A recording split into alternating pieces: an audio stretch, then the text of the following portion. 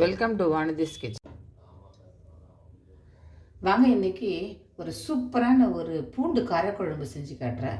ரொம்ப சிம்பிளாக பண்ணுற மாதிரி செஞ்சு காட்டுறேன். என்னோடய ஃப்ரெண்டு ஒருத்தர் இன்றைக்கி என்னை பார்த்துட்டு பேச்சுலர்ஸ் எல்லாம் சமைக்கிற மாதிரி கொஞ்சம் சில ஐட்டங்கள் சீக்கிரமாக போடுங்க, நான் தனியாக வந்திருக்கேன் இப்போ, அதனால் கொஞ்சம் அந்த மாதிரி சடனாக பண்ணுற மாதிரியான சில டிஷ்ஷெல்லாம் கொஞ்சம் போடுங்க அப்படின்னு சொல்லிட்டு என்கிட்ட கேட்டார். அவருக்காக இன்றைக்கி இந்த டிஷ்ஷை பண்ணுறேன்.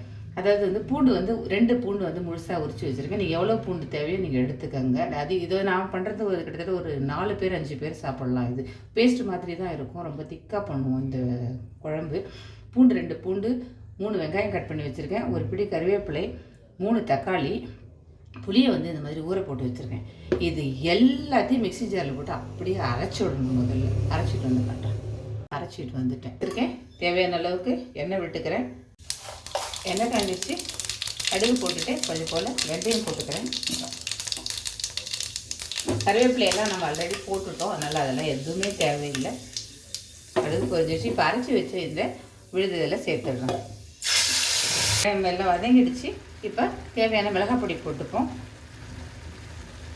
3 ஸ்பூன் மிளகாய் பொடி போட்டிருக்கேன் நான். மிளகாய் பொடி போட்டுட்டு கொஞ்சம் இப்படி லேசாக வதக்குவோம். கொஞ்சம் மஞ்சள் பொடி போட்டுக்கிறேன்.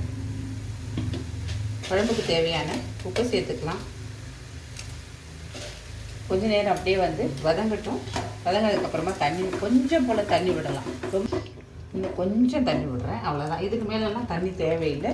இது வந்து நல்லா கொதித்து மிளகாப்பொடியோட வாசனையெல்லாம் போயிட்டு நல்லா தண்ணி ஊற்றின உடனே உப்பு புளி காரம் செக் பண்ணிக்கோங்க. ஏதாவது தேவைப்படுதுன்னா இப்போ அட்ஜஸ்ட் பண்ணிக்கோங்க. அவ்வளோதான். மூடி போட்டு நல்லா கொஞ்சம் நேரம் கொதிக்க வச்சு அப்புறம் சிம்மில் வச்சுட்டிங்கன்னா நல்ல எண்ணெய் பிரிஞ்சு அருமையான பூண்டு குழம்பு ரெடி ஆகிடும். மூடி கொஞ்சம் நேரம் கொதிக்க விடுவோம்.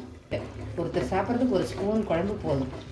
இட்லி, தோசை, சப்பாத்தி, காரக்குழம்பு போய் சப்பாத்தி சாப்பிட சொல்கிறீங்களேன்னு யோசிக்காதீங்க. நீங்கள் ட்ரை பண்ணி பார்த்தீங்கன்னா உங்களுக்கு தெரியும் எவ்வளோ சூப்பராக இருக்குதுன்னு. இதில் வந்து வடகத்தை பொரிச்சு இதில் கொட்ட போகிறேன். வடகு இல்லைனாலும் ஒரு பிரச்சனையும் இல்லை. இந்த ஸ்டேஜ்லேயே இந்த குழம்பு செம்ம டேஸ்ட்டாக இருக்கும்.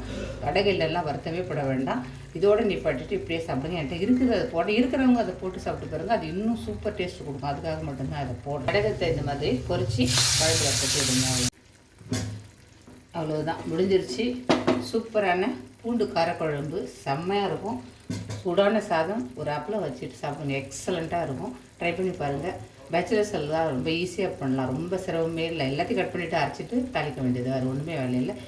இன்னும் கேட்டிங்கன்னா அந்த அரைக்கும் போதே மிளகாய் பொடியெல்லாம் கூட சேர்த்து கூட போட்டு அரைச்சிக்கோங்க, அது கூட ஒன்றும் பிரச்சனை இல்லை. அதுவே இன்னும் சூப்பராக இருக்கும். ட்ரை பண்ணி பாருங்கள். பிடிச்சதா லைக் பண்ணுங்கள், ஷேர் பண்ணுங்கள், சப்ஸ்கிரைப் பண்ணுங்கள். உங்களோட வேல்யூபிள் கமெண்ட்ஸை கொடுங்க. நன்றி, வணக்கம்.